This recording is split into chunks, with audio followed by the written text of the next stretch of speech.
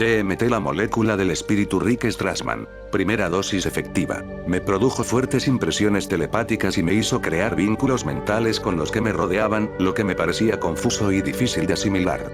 Me causó una gran emoción una voz interior que me habló. Era mi intuición, que se comunicaba directamente conmigo. Fue la experiencia más intensa de mi vida. Quiero volver. Vi un espacio distinto con bandas de intensos colores. El efecto fue tan fuerte que no podía levantar las manos.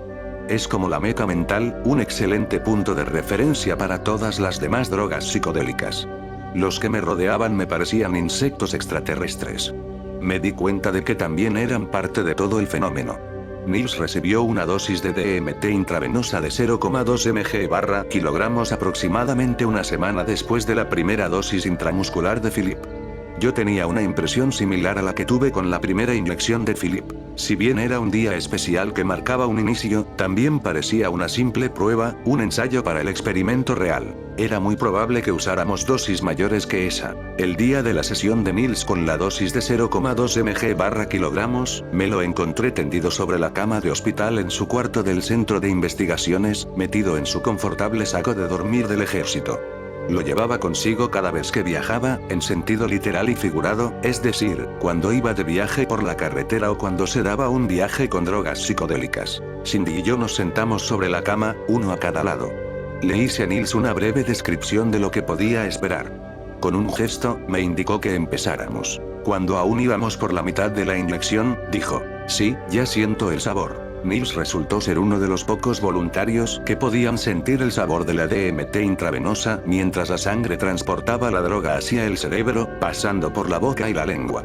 El gusto era metálico, un tanto amargo. Ha sido bastante rápido, pensé. En mis notas no abundan los detalles en cuanto a los efectos que tuvo sobre Nils esta dosis de DMT intravenosa. Tal vez se deba al carácter taciturno de Nils, o a que ni él ni yo quedamos particularmente impresionados con la intensidad de la experiencia. Sin embargo, Nils comentó que 0,2 mg/kg era tal vez la tercera o la cuarta parte de una dosis completa, en comparación con su experiencia como fumador de DMT. Debido a los fáciles que habían resultado aquellas dos sesiones, la de Philip por la vía intramuscular y la de Nils por la vía intravenosa, me sentí muy confiado y decidí proceder inmediatamente a triplicar la dosis intravenosa de Nils, de 0,2 a 0,6 mg/kg. Mi confianza resultó prematura. En retrospectiva, habría sido más razonable ser cauteloso y limitarme a duplicarla, a 0,4 mg/kg. Por suerte, no pasamos directamente a 0,8 mg/kg, que es lo que habría sucedido si me hubiera guiado por Nils cuando dijo que 0,2 mg/kg era la cuarta parte de una dosis completa. Philip y Nils recibirían aquella mañana una dosis de DMT intravenosa de 0,6 mg/kg. El día estaba soleado, frío y ventoso en Albuquerque y me alegré de trabajar a puertas cerradas. Entré en el cuarto de Nils en el centro de investigaciones. Estaba acostado debajo de su saco de dormir, a la espera de la primera dosis de 0,6 mg/kg. Cindy ya le había colocado una pequeña aguja en una vena del antebrazo, por donde yo le inyectaría la solución de DMT directamente a la sangre. La enfermera se sentó por el lado derecho de la cama de Nils y yo, a la izquierda, por donde el tubo de la venoclisis le colgaba del brazo. Philip también se encontraba allí. Estaba previsto que recibiera la misma dosis más tarde en la mañana, si todo salía bien con Nils. Se sentó en el extremo de la cama, lleno de curiosidad sobre lo que iba a experimentar y listo para ofrecernos a todos su apoyo moral. En ese momento no nos imaginábamos que también necesitaríamos apoyo físico. Le administré a Nils la infusión con la solución de DMT un poco más rápido que con la dosis anterior de 0,2 mg/kg, en 30 segundos en lugar de un minuto. Pensé que si la inyección era más rápida, la DMT se disolvería menos en el torrente sanguíneo. Así se generarían crestas más elevadas de DMT en la sangre y, por lo tanto, en el cerebro. Cuando terminamos de infundirle la droga, Nils dijo con entusiasmo: "Siento el sabor". Aquí está. Inmediatamente después de hacer esa exclamación, empezó a dar vueltas debajo del saco de dormir. Luego se incorporó de un salto, y gritó: "Voy a vomitar". Nos miró fijamente, sorprendido y sin saber qué hacer. Cindy y yo nos miramos al mismo tiempo, al darnos cuenta de que no teníamos ningún recipiente donde Nils pudiera vomitar. No habíamos previsto que los sujetos de nuestro experimento pudieran tener esa reacción. Entonces Nils murmuró, pero no he desayunado nada. Así que no hay nada que expulsar. Nils se puso inquieto y se cubrió la cara con la almohada y el saco de dormir. Se acurrucó en posición fetal, dándonos la espalda a nosotros y a la máquina de medir la presión arterial, con lo que torció la manguera que conectaba el brazalete a la unidad. No pudimos obtener una lectura ni a los 2 ni a los 5 minutos, cuando sabíamos que su presión arterial y ritmo cardíaco alcanzarían sus niveles más elevados y, posiblemente, más peligrosos. Trató de levantarse de la cama, batiendo sin sentido los brazos y piernas, pero aquel esfuerzo con las extremidades se hacía sentir de todas formas, pues se trataba de un hombre de casi 2 metros de estatura. Tenía las manos frías y húmedas cuando Cindy, Philip y yo unimos nuestras fuerzas para hacer que se volviera a acostar en la cama, que ahora parecía demasiado pequeña. A los 6 minutos, tuvo una arcada sobre una vasinilla que encontramos en el armario. Para hacerlo tuvo que sentarse, lo que nos permitió volver a colocarlo correctamente en la cama y obtener un registro de la presión arterial y el ritmo cardíaco. En ese momento, 10 minutos después de la inyección, sus resultados fueron sorprendentemente normales. Extendió la mano a Cindy hasta que le tocó el brazo y el suéter. Parecía que le iba a acariciar el cabello, pero rápidamente se le olvidó lo que iba a hacer. Entonces me miró fijamente y dijo, ahora tengo que mirarlo a usted, no a Philip ni a Cindy. Traté de aparentar la mayor calma posible y respondí a su mirada con la mía, mientras rogaba en silencio que no le sucediera nada. A los 19 minutos, se sentó apoyado sobre los codos y se rió. Tenía cara de estar muy colocado, pupilas dilatadas, sonrisa torcida y balbuceos incoherentes. Al fin dijo, creo que la mejor dosis alta sería entre 0,2 y 0,6. Todos nos reímos y la tensión reinante en el salón disminuyó bastante. Nils aún no había perdido el sentido, al menos de momento. Continuó. Sentí un desplazamiento del ser, pero lamentablemente ya se está terminando. Era como una cafetería de colores. Una sensación conocida. Sí, ya he vuelto. Ellos estaban allí y nos reconocimos. Pregunté, ¿quién estaba? Nada ni nadie que pudiera identificarse como tal. Todavía tenía bastante aspecto de estar bajo la influencia del estupefaciente. No quise presionarlo. Sacudió la cabeza y añadió, la experiencia de ir recuperándome de los efectos más fuertes fue muy colorida, pero me aburrió en comparación con el nivel de cresta. En ese punto máximo, sabía que había vuelto al mismo lugar donde estuve cuando fumé esta sustancia el año pasado. Y me produjo una sensación de soledad. Pensé que me había puesto muy mal. Los sentí inclinados sobre mí, formas, pues se trataba de un hombre de casi 2 metros de estatura. Tenía las manos frías y húmedas cuando Cindy, Philip y yo unimos nuestras fuerzas para hacer que se volviera a acostar en la cama, que ahora parecía demasiado pequeña.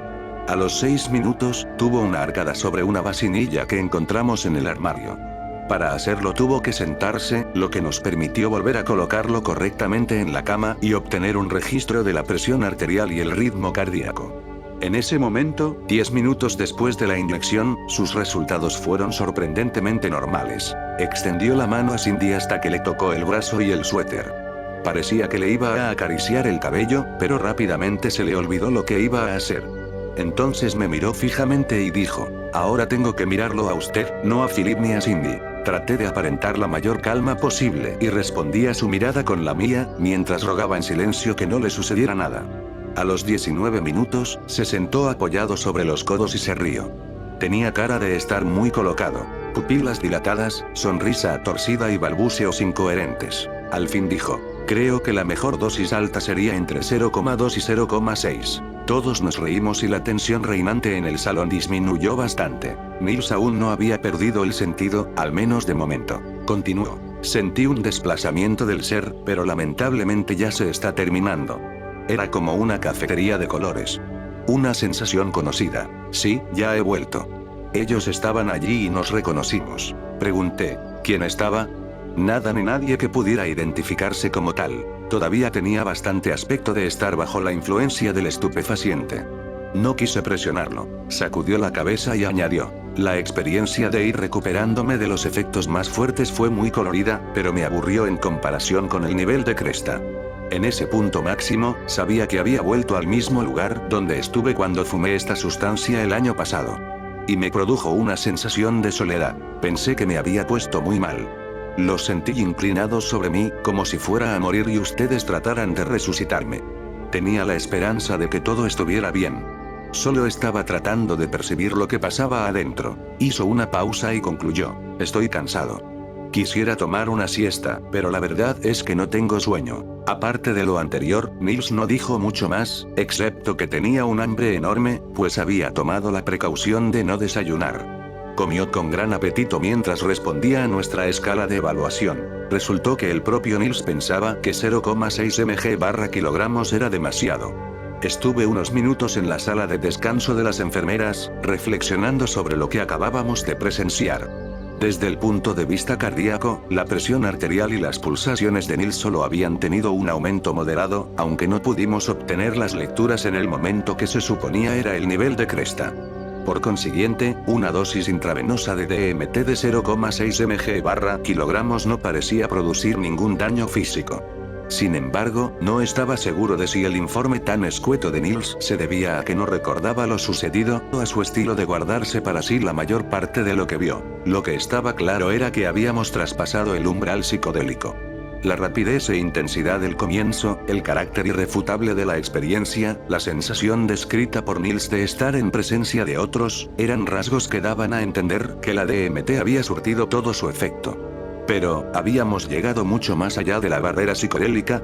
El propio Nils reconocía que era un cabeciduro, que requería dosis más elevadas que otras personas para alcanzar con la misma droga niveles comparables de alteración de las percepciones. ¿Cómo nos iría con Philip? Philip y yo caminamos por el pasillo intensamente iluminado del centro de investigaciones. Al pasar junto a la enfermería, vimos a Nils, que seguía buscando comida. Se sentía muy bien. Me dio satisfacción comprobar lo bien que se veía a tan poco tiempo de su angustioso salto desde un precipicio psíquico. Le pregunté a Philip: ¿estás seguro de que quieres la misma dosis? Sí, dijo sin titubear en absoluto. Yo no estaba tan seguro. Si Philip decidía no someterse a una experiencia similar a la de Nils, mi ansiedad sería más tolerable. Tal vez se conformaría con una dosis de 0,5 o 0,4 mg/kg. Sería fácil hacerlo, pues podía simplemente parar justo antes de vaciar toda la jeringa llena de solución de DMT. Aunque a mi juicio lo más probable era que la dosis de 0,6 mg/kg no tuviera efectos físicos nocivos, la posibilidad de que los efectos mentales fueran devastadores era más contundente que antes de la sesión de Nils. Sin embargo, como Philip no quería ser menos que su amigo, su compañero psiconauta, dijo que estaba listo para su dosis de 0,6 mg/kg. Esta tendencia en nuestros voluntarios de perseverar, aunque existiera la posibilidad de tener una experiencia psicodélica aniquiladora, era muy marcada. Se hizo ver con mayor claridad durante nuestro estudio de tolerancia, que tuvo lugar al año siguiente, en 1991, cuando los voluntarios recibieron 4 grandes dosis de DMT con solo 30 minutos de separación entre una y otra. Ninguno de los voluntarios, aunque estuvieran agotados, se negaron a recibir aquella cuarta y última dosis de DMT. El hecho de que Philip deseaba recibir la misma dosis que Nils me planteaba un dilema científico, personal y ético.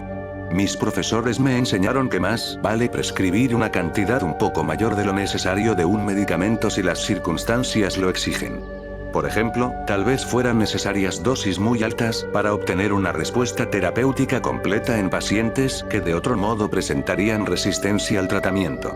Además, sobre todo si se estaba estudiando una nueva droga experimental, era importante conocer los efectos tóxicos para poder reconocerlos rápidamente en distintas situaciones. Mi autoridad y mis responsabilidades como investigador principal del proyecto me indicaban que debía decirle a Philip que no quería que se repitiera una experiencia similar a la que tuvo Nils con la dosis de DMT de 0,6 mg/kg. Sin embargo, ya Nils estaba bien.